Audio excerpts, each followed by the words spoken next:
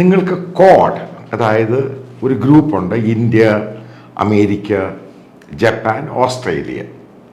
ഇത് അമേരിക്കയുടെ നേതൃത്വത്തിൽ ഉണ്ടാക്കിയ ഒരു ഗ്രൂപ്പാണ് ഈ കോഡ് ഗ്രൂപ്പ്. അപ്പം ഇതിനകത്ത് പ്രത്യേകിച്ചുള്ള ഉദ്ദേശം എന്ന് പറയുന്നത് ചൈനയെ എതിർക്കുക എന്നുള്ളതാണ്. മാൻഡേറ്ററി ആയിട്ട് ചൈനയെ എതിർക്കുന്ന രാജ്യങ്ങൾ ഒരുമിച്ച് ഒരു ഗ്രൂപ്പായിട്ട് നിൽക്കുക, ഇതായിരുന്നു ഇതിൻ്റെ പ്രാഥമിക ഉദ്ദേശം. അപ്പോൾ ഇതിൻ്റെ അകത്ത് എക്കണോമിക്കലായിട്ടും ബയലാറ്ററലായിട്ടും വലിയ സംഭവങ്ങൾ ഈ രാജ്യങ്ങൾ തമ്മിൽ നടക്കണം. ഇതൊക്കെ വെച്ചുകൊണ്ടാണ് ഈ ഗ്രൂപ്പ് ഉണ്ടാക്കിയത്. അപ്പോൾ ഇത് കൂടുതൽ ചർച്ചാ വിഷയമാണ്. അപ്പോൾ അതിനകത്ത് ഇന്ത്യയുടെ റോള് വലിയ റോളായിരുന്നു. കാരണം ഇന്ത്യൻ പ്രധാനമന്ത്രി പോകുന്നു, അതിനകത്ത് വലിയ ഡിസ്കഷൻ നടക്കുന്നു. ബേസിക്കലി ഈ ചൈനയുടെ ഏത് രീതിയിൽ ചൈനയുടെ പല പ്രഷർ ടാറ്റിക്സ് അതിനെ എതിർക്കാൻ വേണ്ടി ഉണ്ടാക്കിയിട്ട് ഇന്ത്യക്കകത്ത് വലിയ റോളുണ്ട്. ഇപ്പം നിങ്ങൾക്ക് പറയാവുന്ന വസ്തുതയാണ്, ഓസ്ട്രേലിയൻ ഹെലികോപ്റ്ററിനെ ചൈനീസ് ആർമിയുടെ എയർഫോഴ്സ് അറ്റാക്ക് ചെയ്യാൻ പോകുന്നു, പെട്ടെന്ന് ഇത് ലാൻഡ് ചെയ്യേണ്ട വലിയ ഇഷ്യൂ ആണ് സംഭവം. ആ ചൈനീസ് ഓസ്ട്രേലിയൻ ആ കടൽ ഭാഗത്ത്, high sea in China, Chinese sea സൈഡുമായിട്ട്.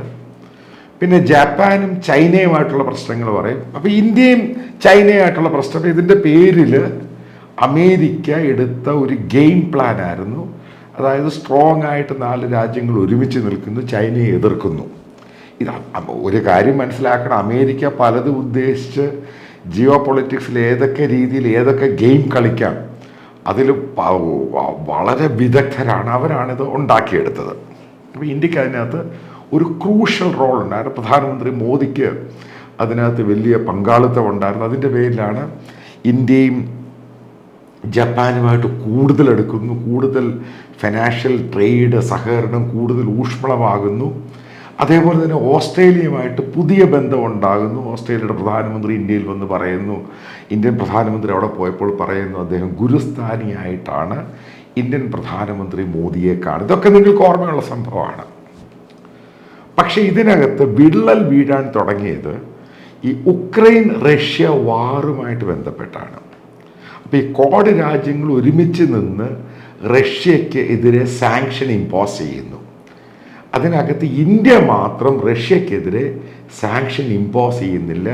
അവിടുന്ന് ക്രൂഡ് ഓയിൽ വാങ്ങുന്നു, അത് ഇന്ത്യയിൽ കൊണ്ടുവന്ന് വേറെ ഫോർമാറ്റിലാക്കി ലോകം മുഴുവനും ഡിസ്ട്രിബ്യൂട്ട്. അതായത് സാമ്പത്തികമായിട്ട് റഷ്യയെ അമർത്താൻ, അതായത് ഞെരുക്കാൻ ശ്രമിച്ച സമയത്ത് ഈ കോഡ് രാജ്യങ്ങളിൽ ഇന്ത്യ മാത്രം റഷ്യയുടെ കൂടെ നിന്നു. അത് അന്ന് ഗ്ലോബൽ ജിയോ പൊളിറ്റിക്സും അതിൻ്റെ മീഡിയ ഒക്കെ വല്ലാതെ ചർച്ച ചെയ്താണ്. ഇപ്പോഴത്തെ സംഭവം അതൊന്നുമല്ല. അമേരിക്കയുടെ അടുത്ത ഗെയിം പ്ലാൻ കോഡെന്ന് പറയുന്നതിനെ വെറും നോക്കൂത്തിയാക്കിയിട്ട് സ്ക്വാഡ് വെച്ച് സ്ക്വാഡെന്നും പറഞ്ഞുകൊണ്ട് ഒരു സംഭവം അമേരിക്ക ഉണ്ടാക്കാൻ പോകുന്നു. അതിൽ ഇന്ത്യയെ മാറ്റിയിട്ട് ഫിലിപ്പൈൻസിനെ അങ്ങ് ചേർത്തു. അതായത് America, Philippines, Japan, Australia. India complete ആയിട്ട് അങ്ങ് സൈഡ് ലൈൻ ചെയ്തു. എന്താണ് ഇതിൻ്റെ പുറകിലുള്ള സംഭവം? അപ്പം അതിനെപ്പറ്റി നിങ്ങൾ ആലോചിക്കുക. ഈ സ്ക്വാഡെന്ന് പറഞ്ഞ സംഭവം വരുന്നതിനെ പറ്റി ഗ്ലോബൽ മീഡിയ, ചൈനീസ് മീഡിയ, അതേപോലെ തന്നെ അമേരിക്കൻ മീഡിയ, ഇന്ത്യയിലെ ചില പ്രധാന പത്രങ്ങളും ഇതൊക്കെ 2 ദിവസമായിട്ട് ഇത് റിപ്പോർട്ട് ചെയ്യുകയാണ്. അമേരിക്ക ഏതൊക്കെ രീതിയിലാണ് ഇന്ത്യക്കെതിരെ അവരുമായിട്ട് ചേർന്ന് പോകാത്ത രീതിയിൽ ഇന്ത്യ ഗെയിം കളിക്കുമ്പോൾ ഏതൊക്കെ രീതിയിലാണ് ഇന്ത്യയെ ഒതുക്കാൻ ശ്രമിക്കുന്നത്. പ്രധാന പ്രശ്നം ഈ റഷ്യയുമായിട്ടുള്ള സംഭവമാണ്. കാരണം റഷ്യയെ പ്രഷറൈസ് ചെയ്യാൻ ശ്രമിച്ച സമയത്ത് ഈ ഗ്രൂപ്പിൽ ഇന്ത്യ മാത്രം റഷ്യയെ അനുകൂലിച്ച് ട്രേഡും പരിപാടികളും ഒക്കെ ചെയ്തു. ഒന്ന്. രണ്ടാമത്, ഈ ഹൂത്തികളുമായിട്ട് ബന്ധപ്പെട്ട് സൂയസ് കനാലിലെ ഇഷ്യൂവിൽ എല്ലാ രാജ്യങ്ങളും കോഡ് രാജ്യങ്ങളെല്ലാം ഒരുമിച്ച് നിന്ന് അത് സെക്യൂർ ചെയ്യണമെന്ന് പറഞ്ഞു. നമ്മുടെ ഷിപ്പ് ഒരേ നാറ്റോയും മറ്റൊരു കൂടെ രാജ്യങ്ങളുടെ കൂടെ. ആ സമയത്ത് ഇന്ത്യ മാത്രം പറഞ്ഞു സ്വന്തമായിട്ട് ചെയ്തോളാം. ആ കാര്യങ്ങളൊക്കെ പറഞ്ഞ് നിങ്ങൾക്കറിയാം അതിൻ്റെ അകത്ത് ചെറിയ ഡിവിഷൻ ഉണ്ടായി. പിന്നീട് മറ്റൊരു പ്രധാനപ്പെട്ട വിഷയം, ഇന്ത്യ ഇറാനുമായിട്ട് നടക്കുന്ന ട്രേഡ്. ആ ട്രേഡ് എന്ന് പറയുന്നത് ഈ കോഡ് രാജ്യങ്ങൾ, അമേരിക്കയ്ക്ക് പണ്ട് മുതലേ ഇഷ്ടമല്ല ഇന്ത്യ ഇറാനുമായിട്ട് ഇന്ത്യ ക്രൂഡ് ഓയിൽ വാങ്ങുന്നത്. നിങ്ങൾക്കറിയാം ഏറ്റവും വില കുറച്ച രീതിയിലാണ് ഇറാൻ ഇന്ത്യയുമായിട്ട് ക്രൂഡ് ഓയിലിൻ്റെ ട്രേഡ് നടത്തുന്നത്. കാരണം ഫുഡ് ഫോർ ഓയിൽ എന്ന് പറയുന്ന യുണൈറ്റഡ് നേഷനുമായിട്ട് ബന്ധപ്പെട്ട് അതിൻ്റെ ഭാഗമായിട്ട് അവർക്ക് ഇന്ത്യൻ കറൻസിയിലാണ് ട്രാൻസാക്ഷൻ നടക്കുന്നത്. ആ രീതിയിലാണ് ആ ട്രേഡ് നടക്കുന്നത്. അപ്പം ഇതിൻ്റെ എല്ലാം ഭാഗമായിട്ട് അമേരിക്കയുടെ താളത്തിന് നമ്മൾ തുള്ളുന്നില്ല.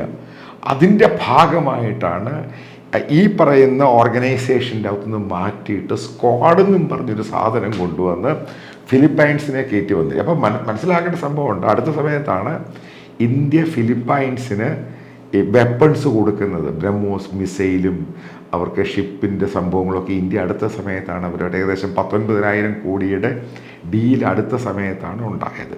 എന്തുകൊണ്ടാണ് ഫിലിപ്പൈൻസിനെ കൊണ്ടുവരുന്നത്? അതാണ് അടുത്ത ചോദ്യം. അത് ഈ ചൈനയുമായിട്ടുള്ള സംഭവമാണ്. പിന്നെ ചൈനയ്ക്കും ഒരു താല്പര്യം ഉണ്ടായിരുന്നു. കാരണം അമേരിക്കയുമായിട്ട് അവരുടെ റിലേഷൻഷിപ്പ് വളരെ മോശമായിട്ട് പോവുകയാണ്. അമേരിക്ക ഇന്ത്യയുമായിട്ട് ക്ലോസ് ടൈപ്പ് ഉണ്ടായതിൻ്റെ പ്രധാന കാരണം ഞാൻ വിശ്വസിക്കുന്ന പ്രധാന കാരണം ചൈനയെ എതിർക്കുവാൻ വേണ്ടിയാണ്. പിന്നെ ഇന്ത്യക്കാരുടെ വളരെയധികം പ്രസൻസ് അമേരിക്കയിലുണ്ട്. അമേരിക്കൻ ഇലക്ഷനിൽ ഇന്ത്യക്കാരുടെ വോട്ട് ബാധിക്കും. ഇതെല്ലാം കൂടെ ഇതിൻ്റെ ബാധകമാണ്. ഏറ്റവും കൂടുതൽ ഇന്ത്യക്കാർ പണ്ട് മുതലേ വോട്ട് ചെയ്യുന്ന ഡെമോക്രാറ്റ്സിനാണ്. അപ്പം ഇതെല്ലാം നോക്കുന്ന സമയത്ത് തന്നെയാണ് ഈ അമേരിക്കൻ കാനഡ പൗരൻ പന്നു അയാളുടെ പ്രശ്നം ഉണ്ടാകുന്നു. അതേപോലെ ഇന്ത്യയിലെ ടോപ്പായിട്ടുള്ള 2 ബ്യൂറോ RIWൻ്റെ ചീഫും മറ്റൊരു വിക്രം യാദവ് എന്ന് പറഞ്ഞ ആൾക്കാരുമൊക്കെ അമേരിക്കൻ പത്രങ്ങളിൽ ഡീറ്റെയിൽ ആയിട്ട് സംഭവങ്ങൾ വരുന്നു. പിന്നെ കാനഡയിലുണ്ടാകുന്ന 5 ഐസിൻ്റെ ആ സംഭവം നിങ്ങൾക്കറിയാമോ? ഈ പറയുന്ന രാജ്യങ്ങളെല്ലാം കൂടെ ചേർന്ന് ഇൻ്റലിജൻസ് ഷെയറിങ്ങിൻ്റെ ഭാഗമായിട്ട് നിജറിൻ്റെ കില്ലിങ് വരുന്നു. അതേപോലെ തന്നെ കഴിഞ്ഞ 6 മാസം മുമ്പ് 2ഓളം ഇന്ത്യക്കാരെ ഓസ്ട്രേലിയ അവിടുന്ന് ഡീപ്പോർട്ട് ചെയ്യുന്നു. കാരണം അവിടുത്തെ രഹസ്യങ്ങൾ ഇന്ത്യ ചോർത്താൻ ശ്രമിക്കുന്നു എന്നൊരു സംഭവം. ഇതിൻ്റെ സംഭവം എന്താണെന്ന് എനിക്ക് പിടികിട്ടിയില്ല. ഇന്ത്യക്ക് എന്തിനാണ് ഓസ്ട്രേലിയയുടെ സൈനിക രഹസ്യങ്ങളും അവിടുത്തെ ഇമിഗ്രേഷൻ കാര്യങ്ങളും ഇതിൻ്റെ ആവശ്യം എന്താണെന്ന് മനസ്സിലായിട്ടില്ല. അതുണ്ടാകുന്നു. അപ്പം ഇന്ത്യക്കെതിരെ വളരെ വെൽ പ്ലാൻഡ് ആയിട്ടുള്ള സംഭവങ്ങളാണ് ഉണ്ടായിക്കൊണ്ടിരിക്കുന്നത്. അപ്പം ഇത് എന്തിൻ്റെ പ്ലാനാണെന്നുള്ളത് ഇനി വരാനുള്ള ദിവസങ്ങളിലാണ് മനസ്സിലാവുന്നത്. അതായത് ചൈനയുമായിട്ട് അമേരിക്കയ്ക്ക് ഒരു നല്ല റിലേഷൻഷിപ്പ് വീണ്ടും ബിൽഡപ്പ് ചെയ്യണം. ഇതൊക്കെ ഇതിൻ്റെ പുറകിലുണ്ട്. അപ്പം നിങ്ങൾ മനസ്സിലാക്കേണ്ടതാണ്, അമേരിക്കയും ഇസ്രായേലും തമ്മിൽ നല്ല ബന്ധമായിരുന്നു. അവരുടെ അലയൻസ് പാർട്ട്ണറാണ് നാറ്റോയ്ക്ക് പുറത്ത്. പക്ഷേ എന്നാൽ തന്നെ ഈ അടുത്ത സമയത്ത് ഏറ്റവും പ്രധാനപ്പെട്ട സംഭവം, അമേരിക്ക അവർക്കുള്ള വെപ്പൺസ് കൊടുക്കുന്ന ഷിപ്മെൻറ്റ് സസ്പെൻഡ് ചെയ്തു. ഇത്രയും ലോഹ്യമായുള്ള രാജ്യത്തിൻ്റെ സംഭവമാണ് ഇത് പറയുന്നത്.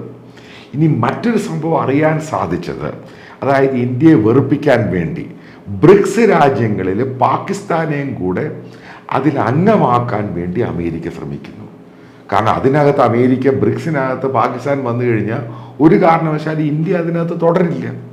അപ്പം ഗ്ലോബലായിട്ടുള്ള സംഭവമാണ്. അതിന് പല രാജ്യങ്ങളെ ഉപയോഗിച്ച് അമേരിക്ക ഇന്ത്യക്കെതിരെ ഒരു ജിയോ പൊളിറ്റിക്കൽ അറ്റാക്ക് നടത്തുന്നതിൻ്റെ ഭാഗമായിട്ടാണ് ക്വാഡ് എന്ന് പറഞ്ഞ സംഭവം ഇല്ല. കാരണം അതിൻ്റെ എന്നാണ് അതിൻ്റെ കോൺഫറൻസുമായി ബന്ധപ്പെട്ട് ഓസ്ട്രേലിയൻ വിദേശകാര്യ വകുപ്പ് മന്ത്രിയോട് ചോദിച്ചപ്പോൾ അദ്ദേഹം പറഞ്ഞത് അമേരിക്കൻ ഇലക്ഷനൊക്കെ കഴിയട്ടെ എന്നിട്ട് തീരുമാനം. അമേരിക്കൻ ഇലക്ഷനും ഈ ക്വാഡിൻ്റെ മീറ്റിങ്ങും തമ്മിൽ യാതൊരു ബന്ധവുമില്ല.